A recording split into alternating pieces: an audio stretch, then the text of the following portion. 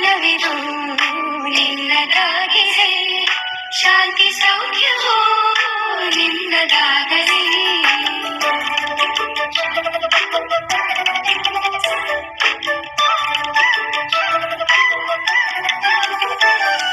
ಪುಣ್ಯ ಹಾದಿ ನೀತಿ ಮಾರ್ಗದಿ ನಿನ್ನ ಜೀವನ ಎಂದು ಸಾಗಲಿ.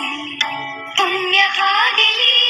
ಜನಪ್ರಿಯ ನಮ್ಮೆಲ್ಲರ ನೆಚ್ಚಿನ ನಾಯಕರು ಸನ್ಮಾನ್ಯ ಮುನಿರತ್ನ ಅವರು ರಾಜ್ಯದ ಇಂದಿನ ತೋಟಗಾರಿಕೆ ಮತ್ತು ಸಾಂಕೇತಿಕ ಸಚಿವರಾಗಿ ರಾಜರಾಜೇಶ್ವರಿ ವಿಧಾನಸಭಾ ಕ್ಷೇತ್ರದ ಅಜಾತಶತ್ರು ಆಗಿ ಸೋಲಿಲ್ಲದ ಸರದಾರರಾಗಿ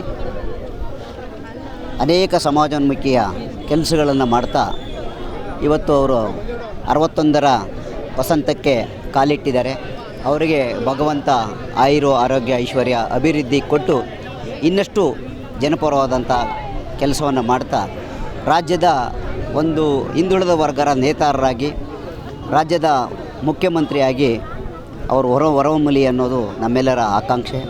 ನಮ್ಮೆಲ್ಲರ ಕಾರ್ಯಕರ್ತರ ಪ್ರೀತಿಯ ಅಣ್ಣ, ನಮ್ಮೆಲ್ಲರ ಅಭಿಮಾನ ಮತ್ತು ಅವರ ಜೊತೆಯಲ್ಲಿದ್ದು ಹಗಲು ರಾತ್ರಿ ಅವರಿಗೆ ಸಹಕಾರವನ್ನು ನಮ್ಮೆಲ್ಲ ಕಾರ್ಯಕರ್ತರು ನಮ್ಮೆಲ್ಲ ಮುಖಂಡರು ಕೊಡ್ತಾ ಇನ್ನಷ್ಟು ಅಭಿವೃದ್ಧಿಯ ಪಥದಲ್ಲಿ ನಮ್ಮ ರಾಜರಾಜೇಶ್ವರಿ ವಿಧಾನಸಭಾ ಕ್ಷೇತ್ರವನ್ನು ತಗೊಳ್ಳಿ.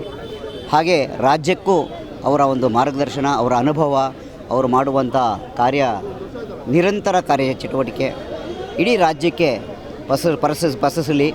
ಹಾಗೆ ಅವರ ಹೆಚ್ಚಿನ ಜವಾಬ್ದಾರಿ ಪಕ್ಷವೂ ಕೊಡಲಿ ಮತ್ತು ಪಕ್ಷದಲ್ಲಿ ಅವ್ರನ್ನ ಭಾರತೀಯ ಜನತಾ ಪಾರ್ಟಿಯ ಸನ್ಮಾನ್ಯ ನರೇಂದ್ರ ಮೋದಿಯವರ ನೇತೃತ್ವದ ಸರ್ಕಾರ ಅವರನ್ನು ಗುರುತಿಸಿ ವಿವಿಧ ಹುದ್ದೆಗಳನ್ನ ಕೊಡಲಿ. ರಾಜ್ಯದ ಅಧ್ಯಕ್ಷರಾದಂಥ BY ವಿಜೇಂದ್ರ ಅವರು ಸಹ ಅವರನ್ನು ತೊಡಗಿಸ್ಕೊಳ್ಳಿ, ಸಂಘಟನೆಯಲ್ಲಿ ಒಬ್ಬ ರಾಜ್ಯದ ಹಿಂದುಳಿದ ನಾಯಕರಾಗಿ ಹೊರಹೊಮ್ಮಲಿ ಅಂತ ಇವತ್ತು ಅವರ ಹುಟ್ಟುಹಬ್ಬದ ದಿನ ನಾವೆಲ್ಲರೂ ಕಾರ್ಯಕರ್ತರು ಮುಖಂಡರು ಎಲ್ಲರೂ ಆಶಿಸುತ್ತೇವೆ. ಲೋಕಸಭಾ ಚುನಾವಣೆಯಲ್ಲಿ ಅಚ್ಚರಿಯಾಗಿ ಕೆಲಸ ಮಾಡಿ ಡಾಕ್ಟರ್ ಮಂಜುನಾಥ್ ವಿಧಾನಸಭಾ ಕ್ಷೇತ್ರ ಕಳೆದ ಕ್ಷೇತ್ರ ಪುನರ್ವಿಂಗಡಣೆ ಡಿಲಿಮಿಟೇಷನ್ 2008ರಲ್ಲಿ ಹೊಸದಾಗಿ ರಚನೆ ಆದಾಗಲಿಂದ ಇದು ಭಾರತೀಯ ಜನತಾ ಪಾರ್ಟಿಯ ಭದ್ರಕೋಟೆ.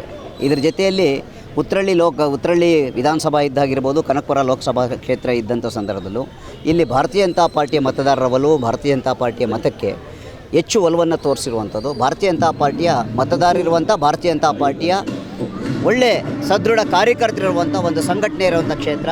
ಈ ಬಾರಿ ಡಾಕ್ಟರ್ ಮಂಜುನಾಥ್ ಅವರಿಗೆ ಜಾತ್ಯತೀತ ಜನತಾದಳ ಮತ್ತು ಭಾರತೀಯ ಜನತಾ ಪಾರ್ಟಿ ಒಟ್ಟಾಗಿ ತಗೊಂಡು ಚುನಾವಣೆಯನ್ನು ಎದುರಿಸಿದ್ದು ಮತ್ತು ಜನತಾದಳದ ಮತವು ಕ್ರೋಢೀಕರಿಸಿ ರಾಜರಾಜೇಶ್ವರಿ ಸರ್, ನಮ್ಮ RR ನಗರದ ಸೋಲಿಲ್ದಿರೋ ಸರ್ದಾರ ಯಾರಾದರೂ ನಮ್ಮ 224 ಕಾನ್ಸ್ಟಿಟ್ಯೂನ್ಸಿಯಲ್ಲಿ ಯಾರಾದರೂ ಸೋಲಿಲ್ದಿರೋ ಸರ್ದಾರ ಇದ್ದರೆ ಅದು ನಮ್ಮ ಜನಮೆಚ್ಚಿನ ಶಾಸಕರಾದ ಶ್ರೀ ಮುನಿರತ್ನ ಅಣ್ಣನವರು.